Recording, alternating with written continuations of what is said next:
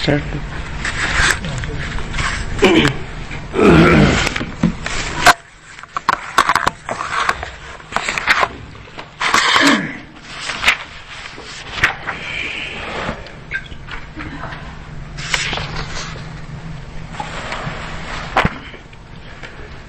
الله الرحمن الرحیم.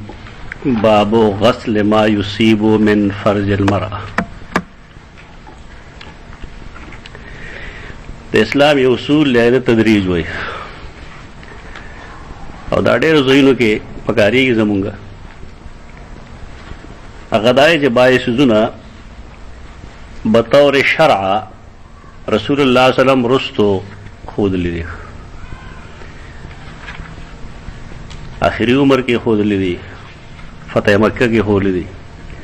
غزوه تبوک کې ښودلي دي.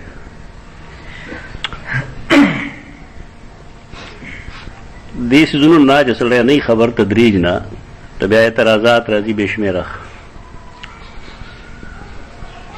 هغه حدیث چې پای باندې اعتراض دی د خلکو نه یو پای کې دا حدیث هم دی، ځکه دې کې دا لیکلي دي چې کله جما وکړی شي او انزال نه شوی نو صرف عضو مخصوص وینځل پکار دی، لامبل نه دی پکار. کم خلک چې بېدینه دی نو هغه بېدینه خلک دا حدیث ځان له حجت ګڼي. بیا خو ما ویل چې اسلام کې یو اصول تدریج ډېر دا څیزونه شته چې پای باندې رسول الله صلی الله علیه وسلم مسلمانان برقرار ساتلي دي تر ډېر وخته پورې. لکه یو پای کې شراب دی، څه فیصلې د هغې باره کې نه کولې. مونږه د الله بندګان یو، زمونږ مزاجونو باندې الله زمونږ نه ښه پوهېږي. په دې وجه تدریج باندې څه اعتراض راتلل نه دي پکار. د رسول الله صلی الله علیه وسلم بنیادی د محنتونو محور چې کوم دی هغه زړه و، عقیده. چې کله د زړه دنیا بدل شي د بیا ظاهري دنیا بدلېدو کې څه مشکلات نه وي، هغه ټایم اخلي. ډېر احادیث داسې شته چې د هغې اسانید 100% صحیح دي، لیکن د هغې مضمون قابل عمل نه وي. ولې؟ هغه د اسلام ابتدا سره تعلق لري، وروسته بیا هغه حدیث یا هغه حکم منسوخ شوي.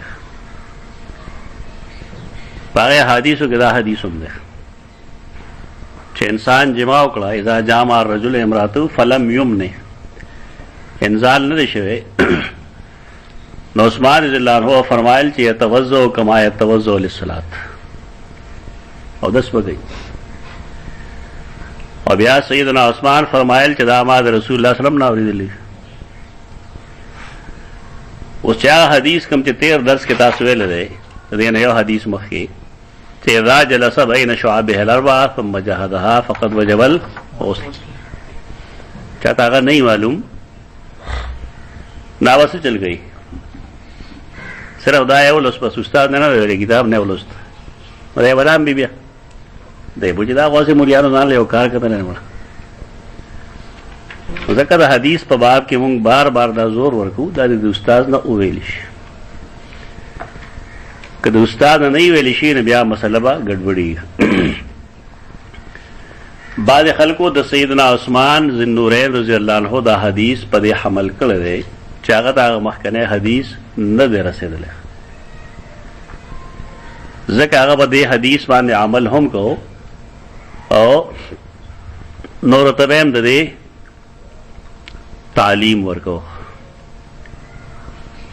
نو کله چې یو حدیث نه رسېدل نو بیا سره نه ګناهګارېږي، که نه ګناهګارېږي. یو حکم نه رسېدلی او سړی په زوړ حکم باندې عمل کوي نو دا سړی به ګناهګار وي. ګناهګار نه وي خو واجب الاتباع هم نه وي، که نه وي نه به وي. نو که تاسو دا وایئ چې اصحابي کالنجوم بأیهم اقتدیتم اهتدیتم، دې سره څه کوئ؟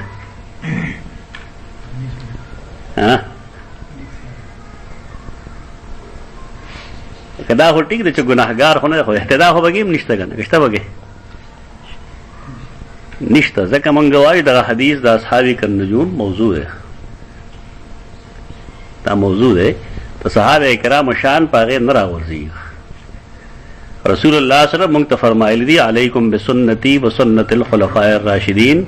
المهدیین صحیح حدیث وای غلط ولې وای او دا ما اختلاف امتی رحمت الله دا مثال لیکل دي دا نن لږ بیا مجموع کې وګوره چې دا هر صحابي یا خدان له اجتهاد شته علمي اجتهاد دی یا یو صحابي په یو داسې حدیث عمل کوي چې منسوخ دی چې کله یو سړي ته پته ولګي چې دا حدیث منسوخ دی او دی بیا هم په هغې عمل کوي دا حرام کوي اصول لري منسوخ چیز باندې عمل په دې سړی ګناهګاري نو بار کې و تدریج دا اصول مخې ته کېږدي دویم دا چې د حدیث دپاره د ابن شاهین یا د نور محدثین یو کتابي ناسخ الحدیث و منسوخه یو ځل کې کتاب دا ځان سره وساته تر ډېر لوی اشکالاتو نه بېغمه یم چې دا حدیث منسوخ دی سره د اسناد صحیح دی اسناد صحیح دی او سیدنا عثمان ذو النورین رضی اللہ عنہ دے راوی دے لیکن دا حدیث منسوخ دے په دې باندې عمل نن چاته اجازت نشته باب غسل ما یصیب من فرج المرأة و د امام بخاری رحمه الله د صنیعنا طریقې نه معلومیږي دینه خدا معلومیږي چې د هم دا منسوخ نه غني ورنه دې لیکلو ضرورت سو باب عنوان دی ګوره چې باب غسل ما یصیب من فرج المرأة د فرج د مرئې نه چې سړي ته څه ورسېږي نو د هغې وینځل پکار دی لامبلو خبره خو دی هم نه کوي یعنی امام بخاری رحمه الله با الفاظ دیگر د یو منسوخ حدیث نه استدلال کوي اوس که سړی دا وایي چې امام بخاري مجتهد دی او هر مجتهد الله غلا اجر ورکوي نو ټیک ده که دا شان غلطۍ اجتهادي د امام ابو حنیفه نه ثابت شي نو آیا موږ به د هغه مذاق وړاو خاندو به هغه پورې انداز غلط دا دې دور اهل حدیثو ته دا ښیي چې تاسو خو امام بخاري د نبوت په مقام کې نو لرئ د کوم حدیث نه چې هغه استدلال کوي چې غسل ما یصیب من فرج المرأة او د جماع ذکر دی او د هغې نه هغه استدلال د دې کوي چې غسل لازم نه دی استدلال صحیح دی غلط حدیث منسوخ دی او دا قسمه زیاتې نه دی پکار دې ته عصبیت وایي عصبیت نه دی پکار اجتهادي لحاظ سره چې کله یو سړي محنت کړی دی د علم په بنیاد باندې د اخلاص په بنا باندې د مسلې معلومولو کوشش کړی دی نو کده صحیح فیصلې ته رسېدلی نه الله به دله دوه اجر ورکوي او که صحیح فیصلې ته نه رسېدلی نه الله به د اجتهاد اجر ورکوي دې امام ابو حنیفه هم مستثنا کوي هغه یو سړي کتاب کې لیکي نه هغه وایي چې د امام ابو حنیفه مخالفتونه دومره احادیثو سره پاگل سړی دی علام الموقعین ټول راغسته دی خپل کتاب کې لګول دی هغې دا زما کمال دی اصل کې حافظ ابن قیم رحمه الله ښیي دا چې واجب الاطاعت او واجب الاتباع یو ذات دی د محمد مصطفی صلی الله علیه وسلم د بل چا نه دی په دې وجې نه هغه لګېدلی دی بیا او هغه د ټولو فقهو قوانین ښودلي چې دې فقه قاعده دا ده نو بیا مثال ښولی دی چې دې فقها هم د خپلې دې پیش کړې شوې قاعدې خلاف فلان کې فلان کې کار کړی اجتهادي بنیادونو باندې اوس هغه د امام ابو حنیفه پسې لکړه نه راغستی چې کله امام ابو حنیفه پکې دا ټول شته دی یعنی امام شافعي پکې هم شته دی موږ سره شته علام الموقعین تاسو هم وګورئ صحابه پورې رسېدلی د هغه مقصد دا دی چې واجب الاتباع صرف او صرف د رسول الله صلی الله علیه وسلم ذات دی هغه دا ثابتول غواړي د دې خلکو خیال دی چې هغه لګېدلی دی بس دې پسې لکړه راغستې ده او ګوري چې کم کم صحابي غلطي کړې ده کم کم تابعي غلطي کړې ده کم کم امام غلطي کړې ده خو دې ځان له آخرت برباد کړ په دې باندې. امام ابو حنیفه مجتهد دی، زمونږ سره بې شمېره څیزونو کې اختلاف دی، فرق نه غورځېږي په دې باندې، لیکن د هغه امامت مونږ تسلیمو. بیا کمال دی چې دا ابن تیمیه د امام ابو حنیفه امامت تسلیموي که نه تسلیموي؟ دا کتابونه وګوره تاسو، د هغه خبرې به طور استشهاد پیش کوي که نه پیش کوي؟ د عقیدې په باب کې استوا کې ته وګوره، هغه لومبی قول چا پیش کړ؟ د امام ابو حنیفه رحمه الله پیش کړ. دا یو غلط نظریه ذهنیت زموږ د ملک کې جوړوي خلک، داسې مه کوئ. پکار دی چې مونږ اجتهادي امورو کې لچک وساتو، او څومره ائمه چې حق پرست دي دا ټول مونږ خپل ائمه وګڼو. طریقه دغه ده. نور سړی به هغه چا پسې ځي چې د هغه دلیل مضبوط دی، هغه ټوس دی. یو امي سړی او نامي سړی خو د چا پورې وتړه بس، دی وایي ټول دی مونږ سره شي. د کامیان ټول ځان ته کوي، دا شی هم غلط دی. امي خوښه ده بس، ستا ملګري کېږي که د ابو حنیفه ملګري کېږي که شافعي ملګري کېږي، چا پسې ځي. حدثنا ابو معمر قال حدثنا عبد الوارث عن الحسين قال يحيى واخبرني ابو سلمة ان عطاء بن يسار اخبره ان زيد بن خالد الجهني اخبره، زید بن خالد جوهنی تلا خبر ورکړو چې د تپوس کړه د عثمان بن عفان رضی الله عنه نه. تپوس داو چې ستاسو خیال له ارایتا ستاسو خیال له اذا جامع الرجل امراته، کله چې جماو کی سړی د خپل ښځې سره فلم یمنع او انزال نشي نو څنګه چلوي؟ قال عثمان يتوضأ كما يتوضأ للصلاة، ته اودس کوي لکه څنګه اودس چې کوي د مانځه لپاره. حالای چې مخکې درس کې تاویلي مخکې حدیث کې چې کله جما شوی دا نو کو انزال شوی دا او کنه ده شوی، غسل لازم ده. عثمان رضی الله عنه چې دا خبره کوي ستا به خیال په خپل اجتهاد وکړي،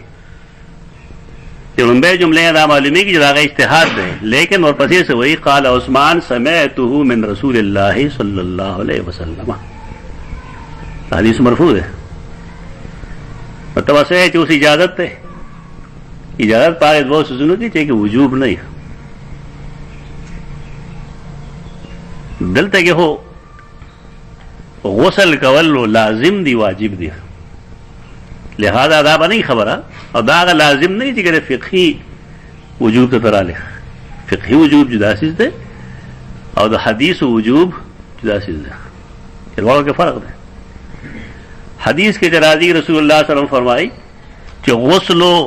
یوم الجمعۃ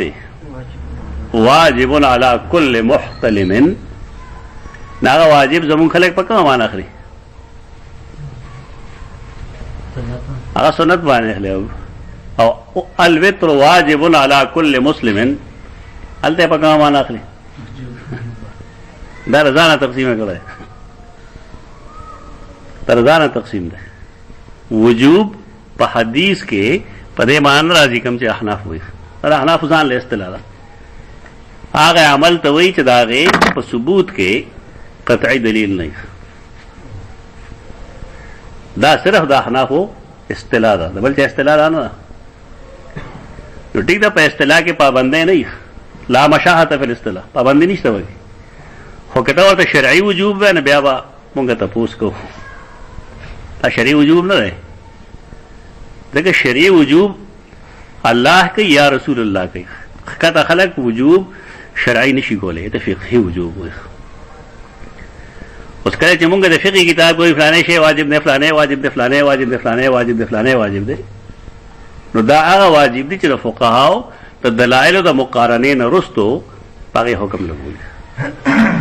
او یو هغه وجوب دی چې د الله رسول لاغه د وجوب خبره کړی. د دوړو وجوباتو کې فرق کوي،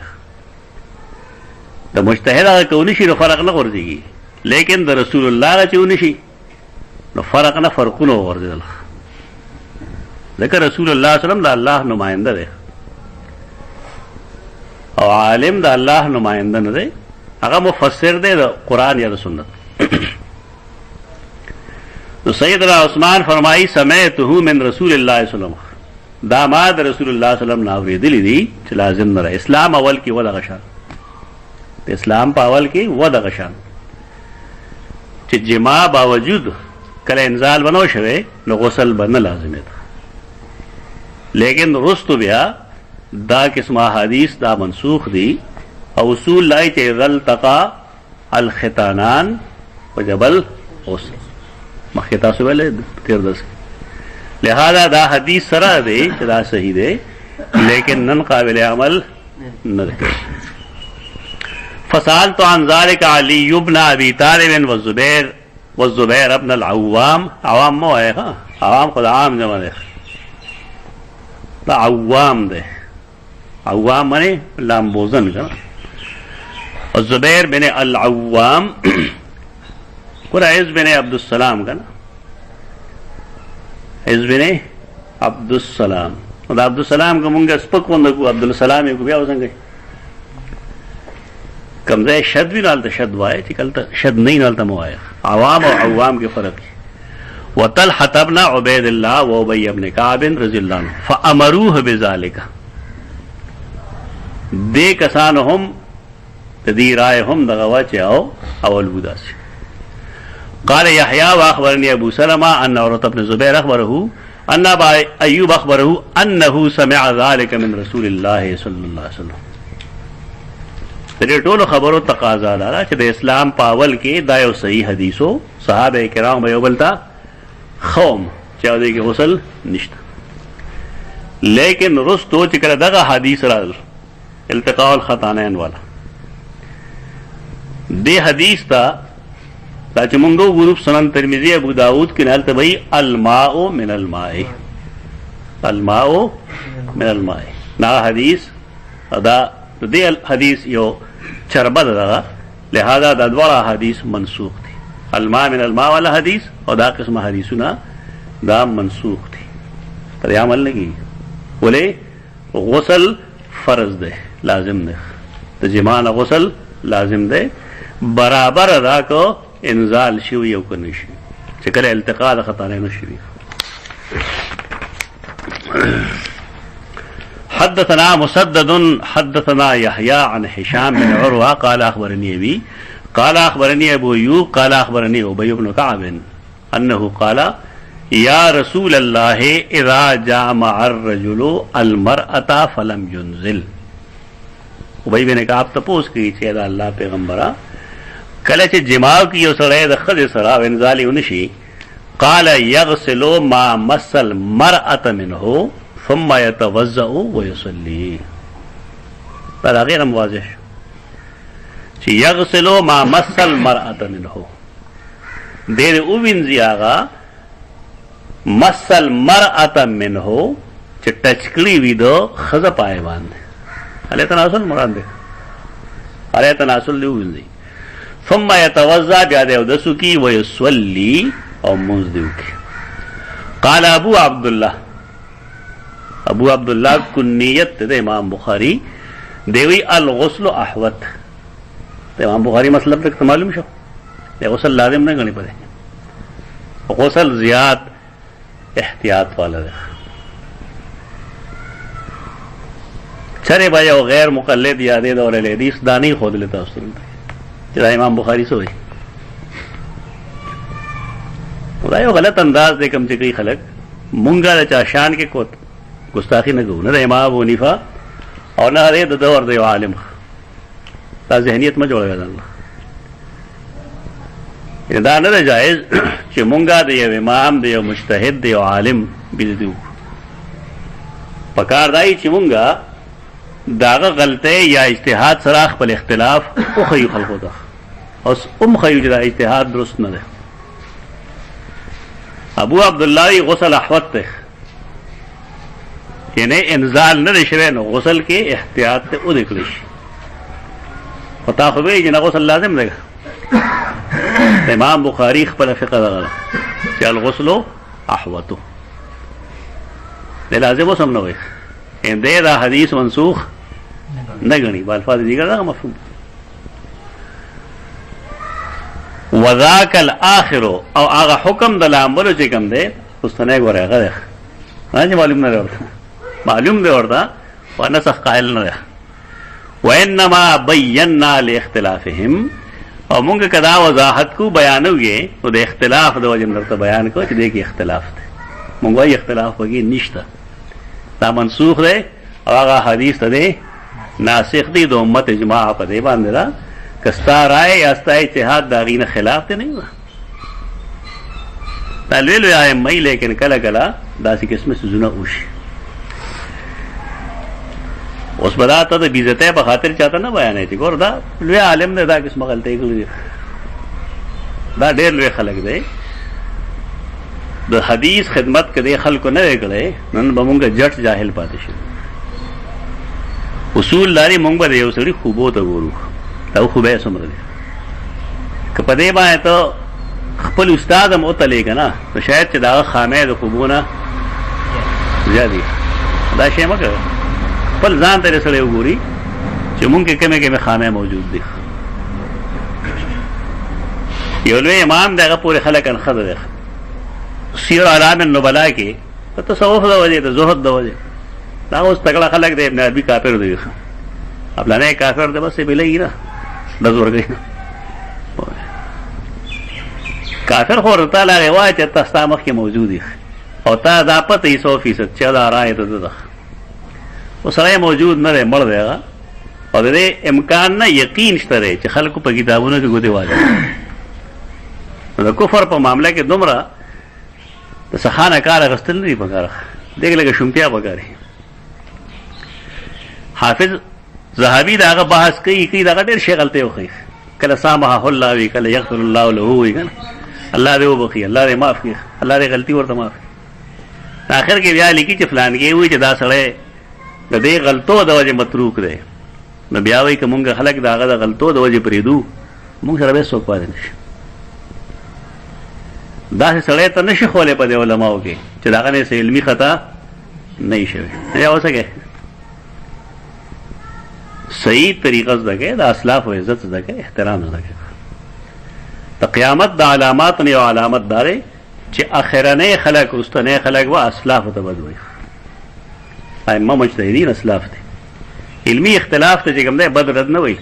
دا بدرد نه دی دا علمی اختلاف دی علمی اختلاف کې خلق عزت هم ساتي داغه مرتبه هم خیال ساتي داغه نو احترام سره اخلي رحمت الله تعالی علیه ورته وي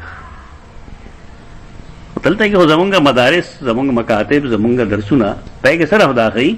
چې په حق یو امام ونی په ټول په واده لري دا ذهنیت درست نه ده دا ذهنیت سم کېدان انما بینا لاختلافهم بسم الله الرحمن الرحیم شته په کې کریم وګنيشته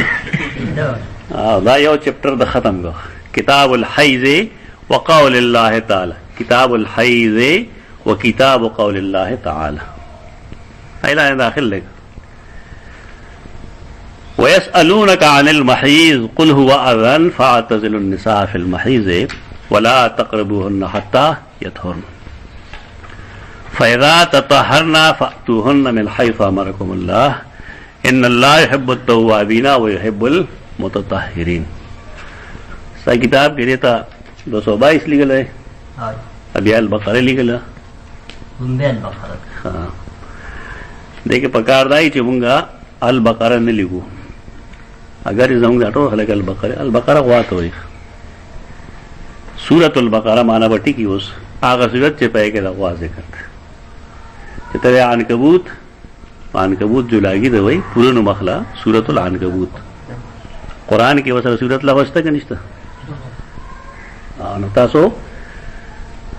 آداب د قران سورۃ باندې روان شي دا یو عام روش دی زمونږ ټول استادان چې کوم دی یو لیکي بقره او عمران او نساء فلان فلان نساء باندې خزه منافقون باندې منافقون دا الله چې دې سره صورت لګول غولې لګول دا غلطه دي مشرانو غټ غټه کاذری دی په کتاب کې ال عمران لیکلي سورۃ ال عمران لیکلي سورۃ النساء لیکا سورۃ المائده لیکا وایم سورۃ المائده ما چې بقره کې فاتحه کې فلان فلان سورۃ البقره سورۃ الفاتحه د لیکلو انداز دای چې کله موږ سورۃ البقره ولیکو نو دا غي دویم نمبر د ترتیب زموږ د لستو سره نا دو اور سره ولیکو هغې پسې بیا کولون واچو نو هغې پسې بیا رستو آیت د دې د لیکلو انداز دغه دی سورة البقره 2:222 دغه طریقه تاسو خپل تحریرو کې چې کله لیکئ هم دغه انداز خپل کې کتاب الحیض حیض څه ته وایي اصله السیلان بیدل ہوتا حیض وایي بیدل حوض ته ولې حوض وایي هغې کوم دغه څیز وي او په عرف د شریعت کې څه شی دی جریان دم المرأة من موضع مخصوص فی اوقات معلومة معلوم اوقاتی دلته موږ دا نه وایو چې اقل د حیض 3 او زیات نه زیات لسیخ ځکه د هغې روایت منکر دی تاسو ټول تعلیم یافته یې پوهې او شاید پر عام ساینس نه کم چې ډېر عام دی د هغې نه هم واقف وي یو زنانه چې داسې وي چې هغه ډېر ښه خوراکونه کوي مزېدار غوښې خوري او هغې داسې بیماري نه وي د هغې حیض به څو ورځې او چې یو ښځه زموږ د کورونو غوندې ښځه وي چې کال کې مې یو ځل چېرته کې غوښه نه وي نو د هغې حیض به څو ورځې لږ د کور نه ځان خبره وی که لور نه تپوس نه شی کولی نو کم از کم د ښځې نه خو ځان خبر ساتی په دې باعث ځینو د انسان خوراک کا اکثره د ده چاپېرچل سره ډېر تعلق وي لهذا دې دپاره څه شرعي قاعده نه شي جوړی الله دومره روزګار نه دی د هغه هر کار کې حکمتونه وي او د هغه رسول هم حکیم دی داسې قاعده چې ورکړي چې کم نه کم 3 او زیات نه زیات لسي دا غلطه ده امام شافعي رحمه الله فرمایي چې ما یو ښځه داسې لیدلې ده چې د هغې حیض 1 ساعت ټول عمر یعنې یو ځل به په میاشت کې منسز رالل یو ځل 1 غنټه کې یعنې وروسته به طهر دې تعلق اصل کې خوراک کا اکثر دی دارنګه دې تعلق د انسان چاپېرچل سره دی ای کیفیتونو سره دی رویو سره دی کم چې په ماحول کې هغې باندې وي په یو ښځه باندې د خاوند د طرف نه سختۍ شروع شي نو کله به د هغې منسز بیخي نه او کله مستقل منسز کېږي د انساني جذبات تاسو پېژنئ که نه پېژنئ نو په منسز به د هغې څه اثر یې که نه خامخا وي دا قواعد ضوابط دا شرعي قواعد نه دي ته فقهي قواعد وایي چې عمومي طور طریقه دا وي چې د حیض کم از کم ورځې 3 او زیات نه زیات لسي خو دا فقهي قاعده ده شرعي قاعده نه ده په دې باندې که ځان تاسو پوهېږئ نو مسله به سمه شي یو زنانه ده بالفرض هغه بلوغ ته ورسېده او د هغې ابتدا کې 1 ورځ حیض و بله میاشت کې بیا 1 ورځ حیض و بله میاشت کې بیا 1 ورځ حیض راغی 1 ورځ د دې عادت څه شو 1 ورځ اوس که تا مسله دا خولی چې بای کم از کم 3 ورځې او د حیض ورځو کې زنانه مونځ کوي نه کوي او دا کومې 2 ورځې چې دی ونه کړې د دې ذمہوار څوک شو هغه جاهل عالم چې نه پوهېږي دې څیزونو ته خیال کول پکار دی زنانه چې کله ولادت شي نو آیا دا قاعده ده شرعي چې 4 ورځې به مونځ نه کوي نه شرعي قاعده خو نشته د هغې د وینې راتلو تعلق هم د هغې باډۍ سره دی او دارنګې نوعیت د ولادت سره دی که هغه شانتې کوي څنګه چې اوس خلک کوي تشې ورله وویو بچې ته راوباسي هغې وړو وینه نه راځي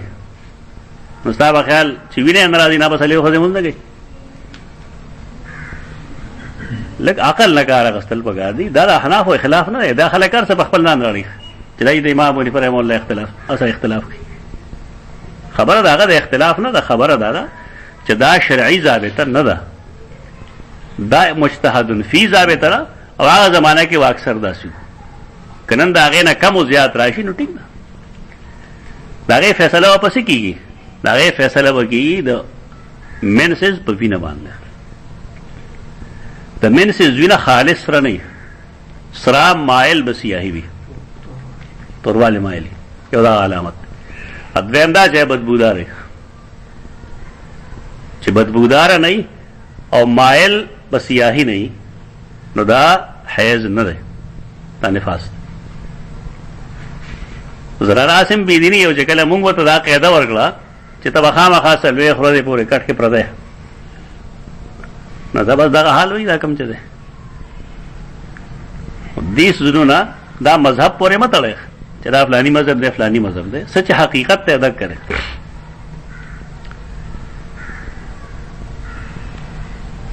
پاتې شو آیت کریمه. نو آیت کریمه کې وَيَسْأَلُونَكَ عَنِ الْمَحِيضِ امام مسلم یو حدیث پیش کړی خپل صحیح حدیث نمبر دے 302. تو سیدنا انس روایت ہے ان الیہود کانوا اذا حاضت المرأة فیہم لم یواکلوها ولم یجامعوهن فی البیوت. یہود چې کله بعد آغی سوک زنانا منسس کرالا لم یواکلوها داغی دلاس خوراک سکاک بے نکو اے سر بے خوراکم نکو. ولم یجامعوهن فی البیوت جماع مراد لغوی جماع شرعی جماع نه جماع نه جمع کېدل په یو کور کې د یو چت لاندې باغې سره نه جمع کېدل بلکې به کور نه بار کړه کمره نه به بار کړه دا بوسل. فسأل اصحاب النبي صلی الله علیه وسلم النبي صلی الله علیه وسلم نو د رسول الله صلی الله علیه وسلم مرګرو د رسول الله صلی الله علیه وسلم تاسو کو چې مونږ بس چل گو ای خدا سے چل گئی مونږ بس کو. دا تپوس ځکه گئی چې دا اهل کتاب دي زاړه علما دي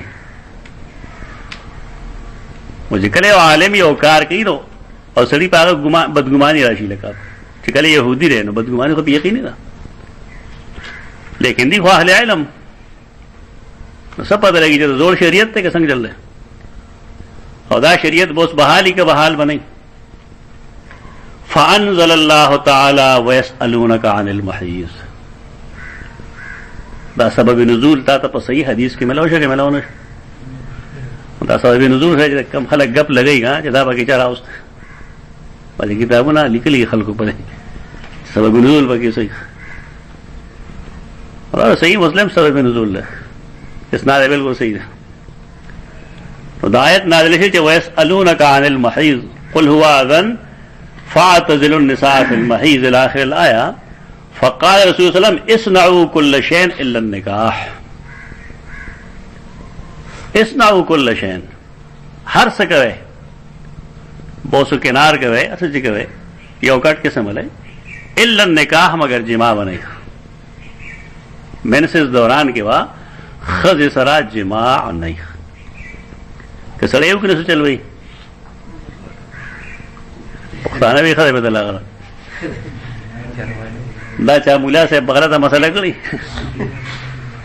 ابا دې مولیانو سم وی دا امیان وی رامیان دې چل کې مونږ ورته څه وایو دا شریعت ته جناب دا پاکستان قانون نه دا پکې سو نه غپ دی لګاو دا شریعت ته دا ورته مو آیا بدا ورته وای ګناه دې کړی دا استغفار وای چې کله مونږ دې ته ګناه وې نو خبره ټیک ده خلق دا چل کې چې وی خزه په طلاقي نو خلق بیا خپل خودو په دغه زمانه کې مقعد استعمال ستاسو خلق دا احشاش چې کوم دي احشاش دا ګندزه استعمالي نو حدیث کرا دي دا الله دې بدی لعنت دي پدې کې داخله کې مبتلا شوی پدې باندې چې دې مسله غلطه خودلې ده سړی جماع نه کوي بس غلطه کوي انور دا غیر د فائدې اغستو مختلفه طریقې دي واغ غستې شي بل ځای کې دی واغستې شي دا انسان خپل خبره کوي کنه پرې خپل خبره انسان معصوم دے کمزور دے بالفرض دے شہوتی لحاظ سے 18 طرح سے دے بس انگا گزے اس کوئی اجازت والا اور کیا بس جس طریقہ بان استمناء ہوگا لیکن جماع بنے استمناء کو لے خپل حدیث سره یعنی اس طریقہ بان خپل مادہ او باسلی علماء دا خبر نہ گئی ورته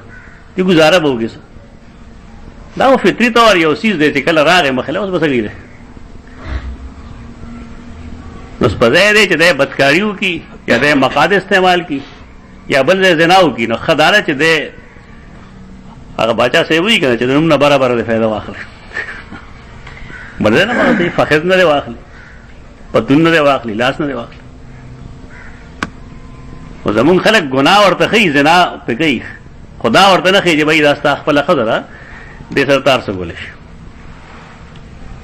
رسول الله صلی الله علیه وسلم فرمایل اصنعوا كل شيء الا النکاح فبلغ ذلك اليهود خبر یهود ته ورسېدو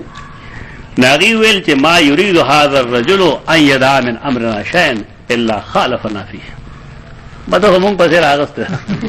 اره مسله کې زموږ مخالفت کوي دا صحابه جذباتيانی کا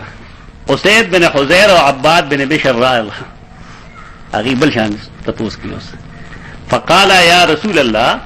ان اليهود تقول كذا وكذا يهوديان خدا سے وہی فلا نجامعهن افلا نجامعهن بس موږ له اجازه راکړه چې په حیث کې سره جما شو دا يهوديان سره منع لګي دا کې دا غي درای مخالفت دي نن خو خلک د بدعت مقابله کې بدعت جوړي کنه لکه روافض یو کار کوي کنه یو کار کوي هغه سالم او جنډه منډه یو څه کوي اوس په دیوبندیانو مراد هغه عید میلاد مناوي خورو کې مناوي شوی زموږ سره ها دا بدعت دي زه خبر شمه چې دا حنیف جالندری دی کنه اتفاق المدارس کوم سیکټر دی دا هدایت دی نو دا چې کوم دی دا د بدعت په مقابله کې بدعت کی اراده به دی خي په نوم ته نه کوله چې روزه غواړم روزه غواړم میاشه غواړم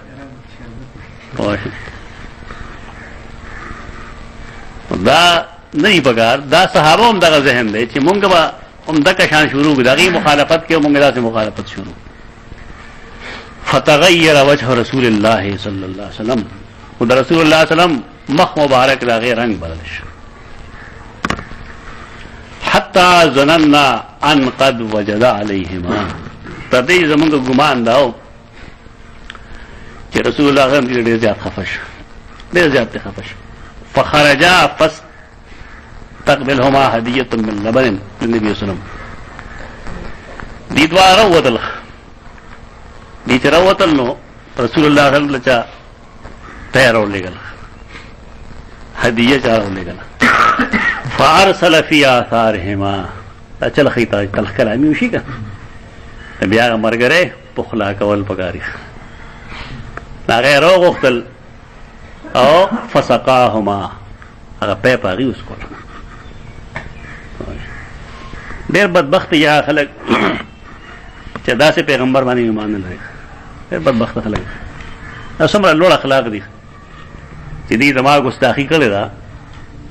زته خفایم نو راځه به رضا کوم دا نه وایي تیرانه خبري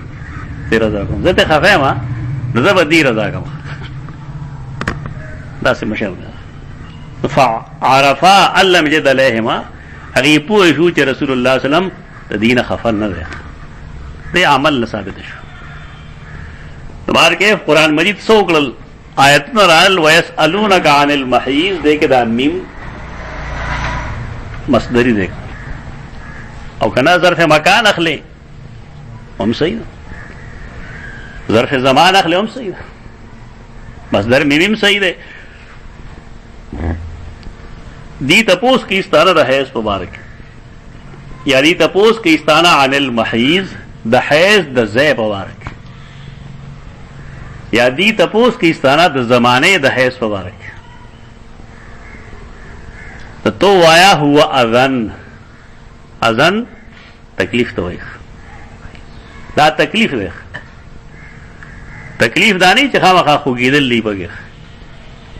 دغه یو سړی چې د یو انسان خوا کې ودرېږي چې دا هغه د خولې نسخه بوی راځي نو څنګه دې ته سم ملاوي کنه ملاوي دا اذن د کشان ده چې چونکه دا اوس بدبودار دی راځي اوس او جما چې کیږي دغه خامخا سو وایمن مېمن کیږي نو دی ولې ځان له خامخا تکلیف ورکوي چې بد بوی دی به څنګه محسوسوي. فاعتزلوا النساء فی المحیض، نو تاسو په ډډه د ښځو نه فی المحیض د حید په ځای کې، یعنې کوم ځای کې چې حیض راځي د هغې نه په ډډه. ولا تقربوهن حتی یطهرن، او هغې ته مه نږدې کېږئ تر کومې چې هغې پاکې شوي نه وي. فاذا تطهرن، کله چې هغې ښې پاکې شي اولامبي، فأتوهن، نه بیا هغې ته راتلل کوئ من حیث امرکم الله، په هغه طریقه چې الله تاسو ته حکم کړی دی. کوم ځای حکم دی؟ نساؤکم حرث لکم فأتوا حرثکم انا شئتم، یعنی کیفیت ستاسو خپل دی، خو راتلل به کوئ هغه ځای ته چې د هلته نه بچی پیدا کېږي. حرث یې ویلی. دوه خبرې شوې. یو خبره ده چې کیفیت دی، نو کیفیت کې د هر سړي خپل مزاج دی، د هر قوم ځان له ځان مزاج دی. د زنانو لباس ته وګورئ، بعضې زنانه خېټه ښکاره کوي، بعضې زنانه لاس ښکاره کوي، د بعضو زنانو شاخ ښکاري. دا ولې؟ د لباس دغه څه سره تعلق وي. د هرې علاقې د خلقو ځان له ځان یو نمط دی، یو انداز دی، هغه هغې له دعوت ورکوي جماعت. او زمونږ خلک پوهېږي نه دین جامې وباسلي دي، پوه رخونه یې ښکاري. لکه دا د هندوانو مسلک دی، مذهب دی چې هغه بربنډ ګرځي. تا چېرته نهرو یا هغه بل چې کوم کټا سره دی ګاندي، د هغه چېرته کمیس لي دی، دا د هغې مذهب دی. دا څه پاګلان خلک دی، بطور مذهب هغې دغه شان ګرځي. په دیو کې دا فیشن ده، خدای ټوله غړه کړه، بې حیا خلک دی. دا د هرې زمانې د هر فرد ځان له ځان یو مسله ده. په دې وجه شریعت په دې ته هېڅ نه وایي، کیفیت ستا خپل دی. دا بیا بیا تپوسونه کې ځان یې شیخان جوړ کړي، چې رڼا وایي که رڼا به نه وي، بله په لګوم که بلب نه لګوم، جامې به ورپورې څنګه وي، بیخي بې پردې وایي. څه بې وقوف سړی هغه ملا صاحب یې بس نه ورته څه وایي. نو د دې د معلومولو ضرورت نشته، ستا خپل مزاج دی. صرف دکه پابندي ده چې راتلل به کوې حرف ته. یو خیار زمیندار راغی چې هغه کله فصل کری، نو تخم کم ځای نه لي، پټي نه بار وځي، پټي نه بار ولي. دا قرآن چې کنایتن هغې ته پټی ویل دی، ولې ورته ویل؟ دا ډېر هوښیار دی دې زمانې ده. دې کرونده هلته نه کوي، څه کوي ورسره؟ بس قرآن صرف دغه وایي من حیث امرکم الله ان الله یحب التوابین، الله توابین خوښوي او متطهرین هم خوښوي. دا خو د سرخي کې خو د بابې کې. باب کیف کان بدء الحیض، حیض کله نه شروع شو. وقول النبي صلی الله علیه وسلم هذا شیء كتبه الله على بنات آدم. د خلکو خیال داو چې دا شروع شوی د بني اسرائیل نو، خدا دا اول نه شروع دی، ځکه د حیض تعلق د زنانه د رحم سره دی. د هغې په رحم کې چې کله فاسد مادې ډېرې شي، نو هغه بیا الله په یو خاص طریقه باندې خارجي. دا فاسد مادې هغه وخت بندیږي چې کله زنانه حامل شي. چې کله حامل شي، نو بیا د انسان خوراک صحیح،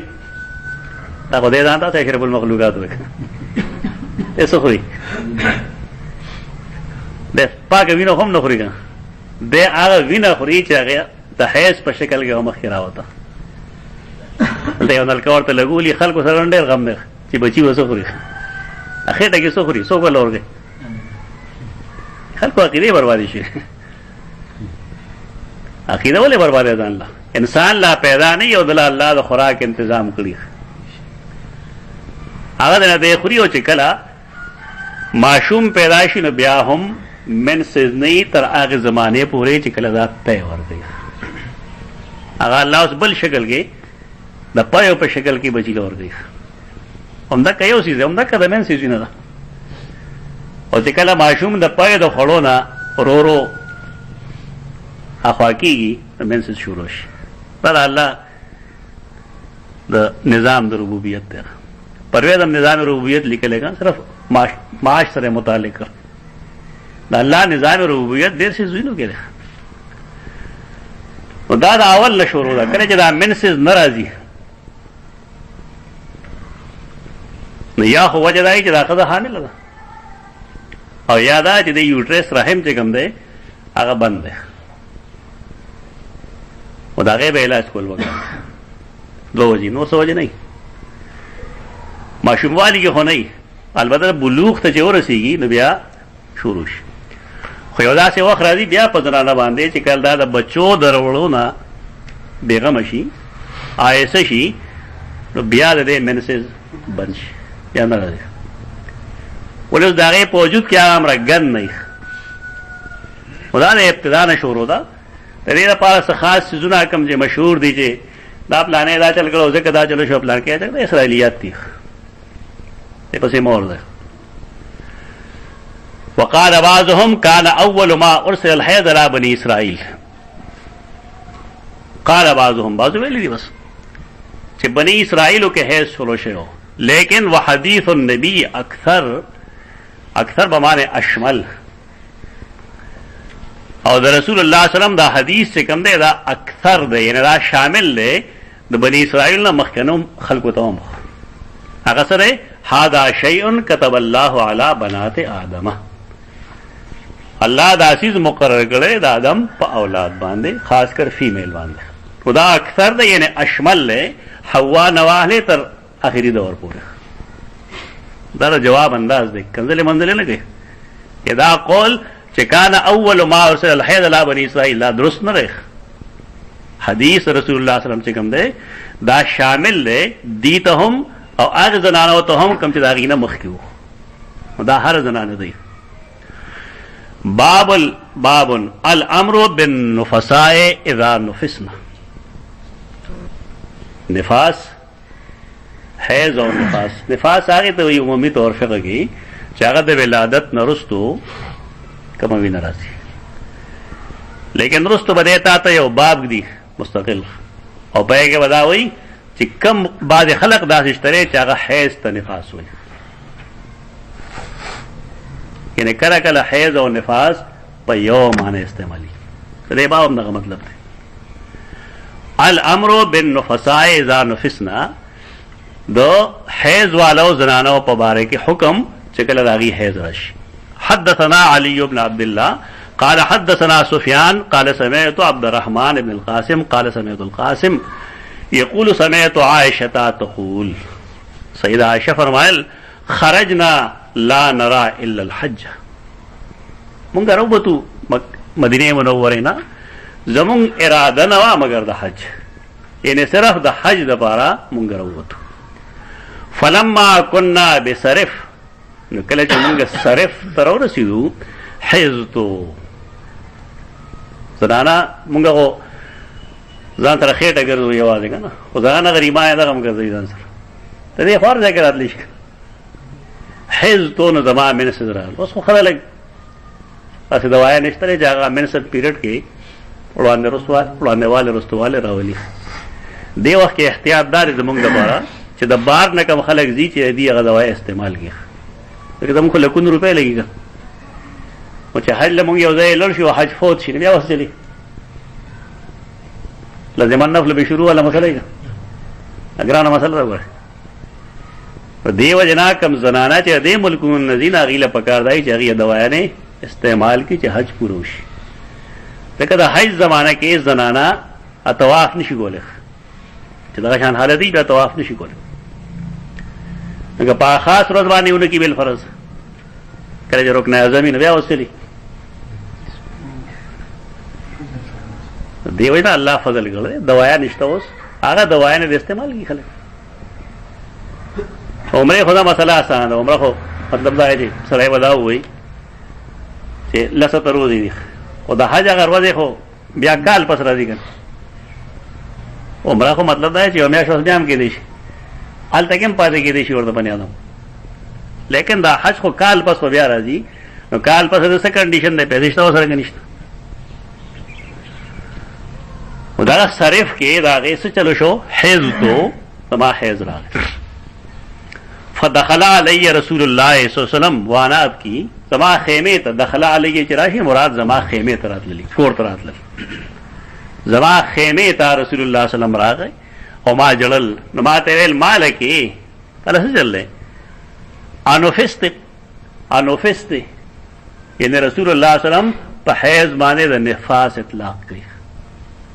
بس ممکن ده کی انوفست آیا استا من سدرال قلت نعم نو ما ورته چاو من سے کم درال صرف کی او دی و احرام کم ځای تړلی ته بیرېلی نه بیرېلی ورته نن سوا چې کم مدینه منوره نه کم دی بیرېلی دیګه بیرېلی نه بده احرام تړلی هغه میقات او صرف مکه مکرمه خواږه و دا چالت کې وا سره دې پس دا ټیک شو عادت چې کومه پوره شو حج تلا روزه وینو وی چې یا رسول الله سو کم هغه ورته ویل چې کم ځای کې ستا منه سره راغلیو الته سره کسان کړ الته لړ شه د الته دوباره احرام وته موږ دا پاکستانیان ډېر خيار دي دي ټول چې کوم یو ګوري چې ماش پېته عمره وګړه لکه مو خو یو نشو ګوره سو کی ماشل کړي سو کی پندیش می کړي دې دا کا نه کوي مسجد عائشہ ورته ویني مسجد عائشہ نه احرام تړي او راځي چې کوم دی لکه او میقات نه او دا زمونږ د دې علاقې دا خاص کراله دا تبلیغي حضرات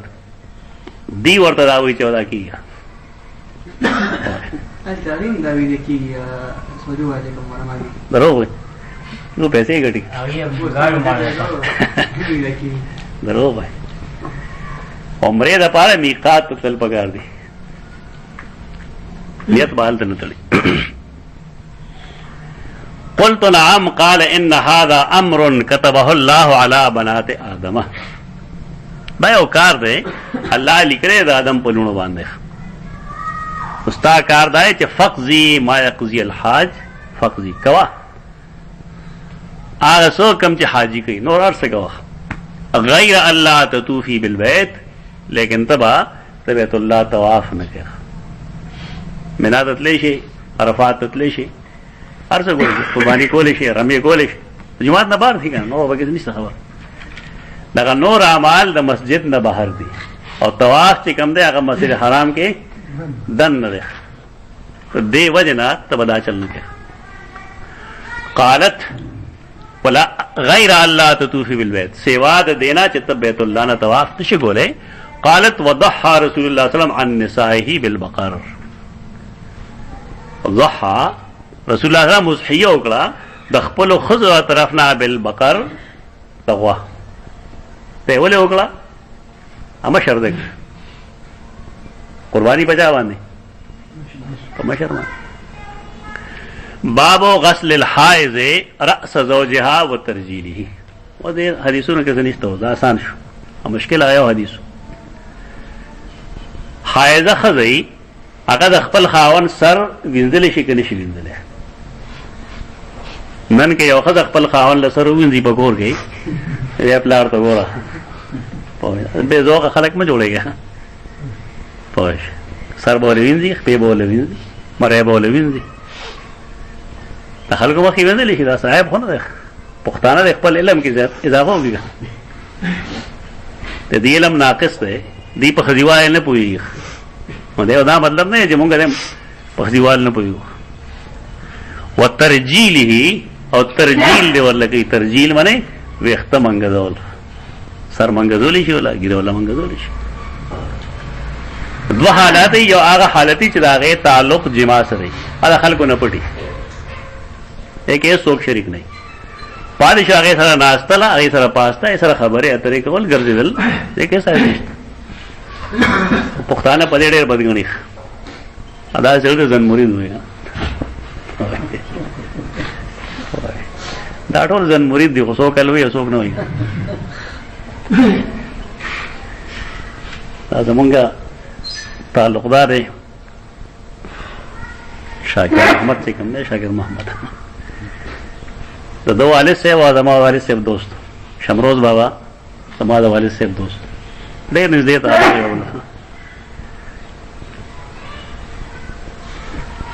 هغه شمروز بابا ما ته کیسه کوي چې یو ځل ډېر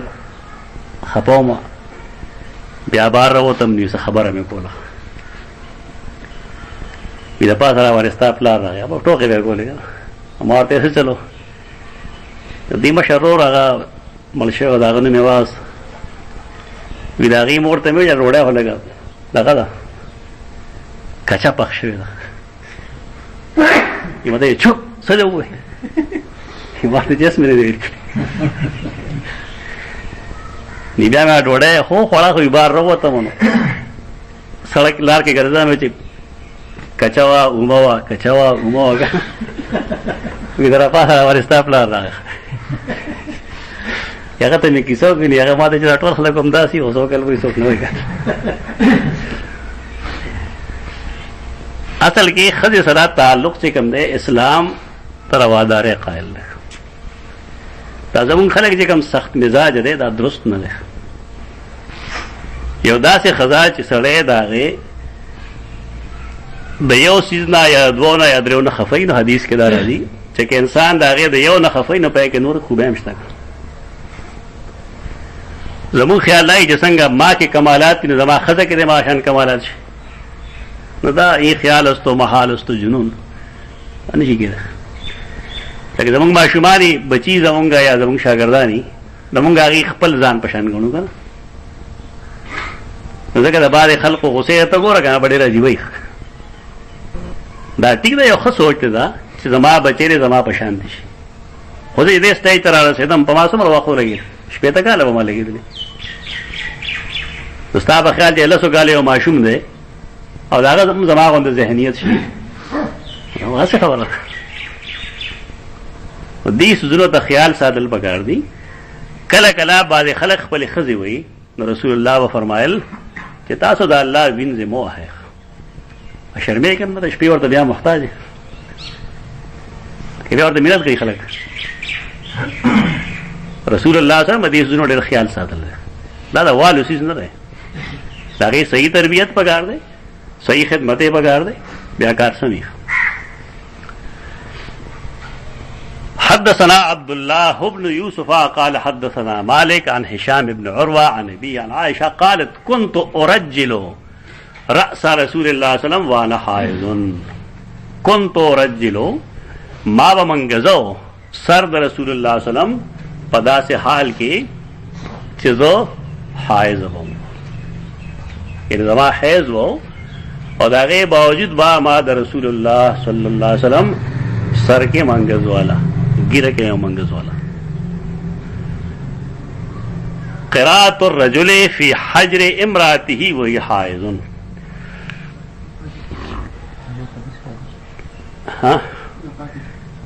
حدثنا ابراهيم بن موسى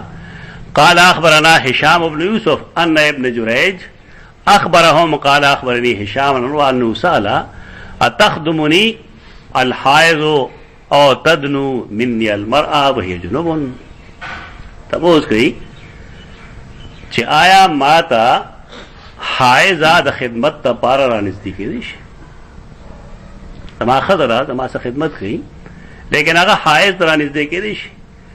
یا آیا نږدې کېدی شي ما ته یو ښځه په داسې حال کې چې هغې ته لامبلو ضرورت دی، جمع شوې ده ما لامبلې د هغې نه یې لامبلې بالفرض، نو که د هغې نزدېکت ما سره وشي نو شریعت څه وي په دې باب کې؟ وروي كل ذلك علي هين وكل ذلك تخدمني وليس على أحد في ذلك بأس. وروي كل ذلك علي هين زما پنیز دے کے سپر و نشتا، اس باغ نشتا ده. وكل ذلك تخدمني او پدے کے ہر سوک کے زما خدمت کی کہ جنوب دا او کہ حائز دا، ليس على أحد في ذلك بأس، هیڅ چا باندې پدې کې څه پابندي نشته ده. لکه دا مخکې ویلي دي چې سیده عائشه ته رسول الله صلی الله علیه وسلم څه خبرې وویل، هغې ویل یا رسول الله زه حایض یم. هغه ورته وفرمایل حیضتک لیست فی یدیک، ستا حیض ستا لاسونو کې خو نه دی. مطلب دا دی چې د حیض تعلق خو خاص دی سره دی او د هغې پابندي صرف دا دی چې جماع ونه کړي. نور یهودیت ته ده چې سړی د ښځې د لاس نه خوراک نه کوي، اسکاک نه کوي، یو څه نه کوي، بل څه نه کوي، بلکې وروسته به دی دا داسې حدیث پیش کوي چې د هغې نه د قرآن لوستل به هم ثابتېږي چې د حایضې په جولۍ کې به رسول الله صلی الله علیه وسلم سار یې و قرآن مجید به لوستو. بلکې بل حدیث به داسې پیش کوي چې صحابي به د حیض په حالت کې قرآن مجید کومه کڅوړۍ هغه تار د هغې نه به یې نیولو خپل خاوند له زمونږ خلکو د دین نه مذاق جوړ کړی، ځان یو شی جوړ کړي بس اپایې به ټینګ ولاړي. یو داسې قرآن مجیدي چې هغې ته کپړه لګېدلې ده او بیا هغې کې یو تار لګولی دی خلکو، که دا تار نه قرآن نیسي یا د ګتې نه قرآن ونیو نو دی کې څه فرق نه پرېوځي. دا وروسته دی احادیث پیش کړي دي. اخبرتني عائشه، ولې ما له خبر را کړی دی سیده عائشه چې دی به ترجلو تعنی رأس رسول الله صلی الله علیه وسلم وهي حائض، دیو منګزو سر د رسول الله صلی الله علیه وسلم په داسې حال کې دا به حائض رسول الله به کوم ځای و ورسول الله حینئذ مجاور فی المسجد. مجاور بمانے معتکف،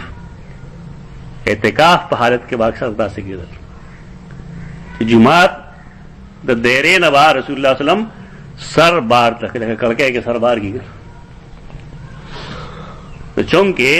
حجرہ د عائشہ رضی اللہ عنہا بالکل جماعت سره په دیوال په دیوال څنګه چې دا غینن زیره نو دک شان دی هغه زمانه کې وا رسول الله صلی الله علیه وسلم بسر مبارک دا غي کمرے ته ور داخل کو دا غي به وینځو او منګز به هم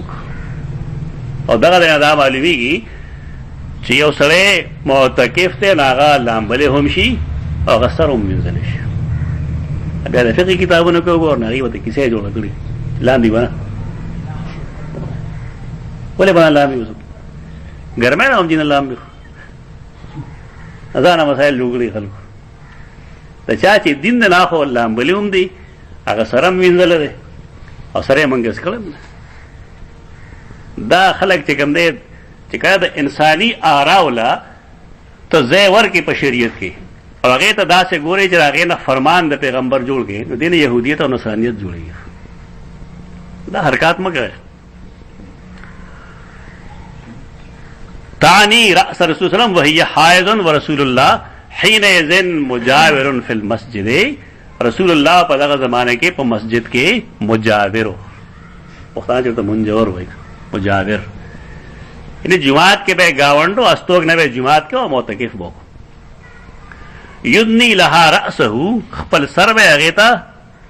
ښکته نږدې به خپل سر هغې ته وهي فی حجرتها او په خپله کمره کې وه فترجله نو هغې به هغه منګزو په داسې حال کې چې به حایض نو که حایضه خپل خاون پاک خاون لم لاس وړي نو په هغې د خاون شان کې څه فرق نه راځي. ویښتو له لاس وړي هم فرق نه ورځي. ای د هغې حیض د هغې په لاسو کې نه دی. ابو زمان یو کس تپوس وکړو چې فقها په تیاره کې مونځ ویلو ته مکروه وایي. نو ما ورته د فقها مطلب بدایي چې یو سړی ناشنا دی یو ځای کې قبله ورته نه ده معلومه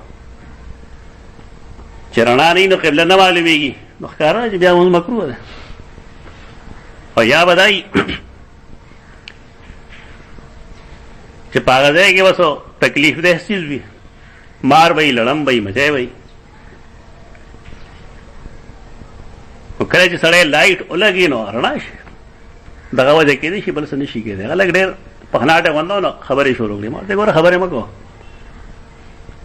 زمونږ طریقه دا چې مونږه د رسول الله صلی الله علیه وسلم نه سوا بل څوک حجت نه ګڼو او د هغه په عمل کې دا شته دی. سیده عایشه فرمایي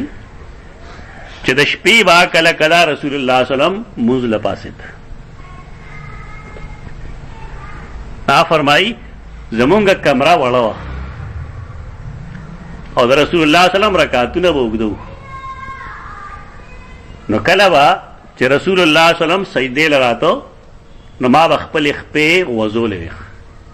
نو رسول الله صلی الله علیه وسلم به زما خپو باندې ګوتې ولګولې نو ما به خپې راغونډې کړې. نو پسې بیا فرمایي چې په هغه زمانه کې په کورونو کې رڼا نه وه په هغه زمانه کې په کورونو کې رڼا نه وه، او چې کله رسول الله صلی الله علیه وسلم دغه په کور کې رڼا نه وه، لمونځ مکروه شو. مکروه نه دی. فقها یو خبره کوي نه، یو خاص تناظر کې کوي. او زموږ دا خلک دومره پاګلان دي چې د هغې ته بیا نه ګوري چې دا کم تناظر کې ده کړې دا خبره. که دا تناظر نه وي نو بیا لکه دا زموږ جماعت دی، پکې لاندې نه مال لړم نشته نه، سمت هم معلوم دی. دې کې دا بجلي مړه کړه. نو زما خپله تجربه دا ده چې په هغې کې خضوع خشوع ډېرې په مقابله د رڼا کې. دې ته مکروه مه وایه. اوس البته یو ځای کې دغه د امن خطره وي، د مچۍ خطره ده، سمت نه دی معلوم، بیا بېشکه هغه خبره سي ده کوم چې فقهاو لیکل. خو دې خلکو کې مصیبت دا چې د پیغمبر حدیث نه ګوري، زر به فقیه پسې منډه وي، د هغه نه حکم معلوم وي. اول د رسول الله صلی الله علیه وسلم قول وګوره، د هغه فعل وګوره، نو کال ته څه میله ونشي نه بیا دې خواره شي. دې دا دواړه یو بل ته مخامخ ودرېدي، دی به څه وایي ټیک د پیغمبر داسې کړي، خو زما مذهب داسې ده. نو دې مذهب ته اور ورته که دا څه مذهب دی او غلط طریقه دا د یو بل مخالف نه متضاد نه. یعنې فقیه چې کوم اجتهاد کوي یا کوم استدلال کوي د هغې څه پس منظري نه، پس منظر کې چا وګوري بیا څه مسله نه وي. او چې پس منظر تیار کړه به خود د هغې حدیث مخالف راځي. نو داسې اتباع مه کوئ، دا اتباع غلطه ده.